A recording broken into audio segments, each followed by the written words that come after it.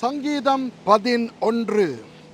நான் கர்த்தரை நம்பியிருக்கிறேன், பின்னை ஏன் நீங்கள் என் ஆத்துமாவை நோக்கி பட்சியை போல உன் மலைக்கு பறந்து போ என்று சொல்லுகிறீர்கள்?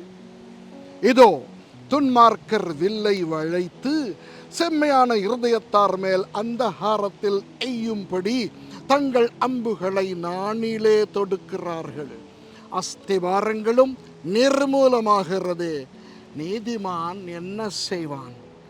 கர்த்தர் தம்முடைய பரிசுத்த ஆலயத்தில் இருக்கிறார். கர்த்தருடைய சிங்காசனம் பரலோகத்தில் இருக்கிறது. அவருடைய கண்கள் மனுபுத்திரரை பார்க்கிறது. அவருடைய இமைகள் அவர்களை சோதித்தருகிறது. கர்த்தர் நீதிமானை சோதித்தருகிறார். துன்மார்க்கனையும் கொடுமையில் பிரியமுள்ளவனையும் அவருடைய உள்ளம் வெறுக்கிறது. துன்மார்க்கர் மேல் கன்னிகளை வருஷிக்க பண்ணுவார். அக்கினியும் கந்தகமும் கடுங்கோடை கொந்தளிப்பும் அவர்கள் குடிக்கும் பாத்திரத்தின் பங்கு. கர்த்தர் நீதி உள்ளவர், நீதியின் மேல் பிரியப்படுவார். அவருடைய முகம் செம்மையானவனை நோக்கி இருக்கிறது. ஆமென்.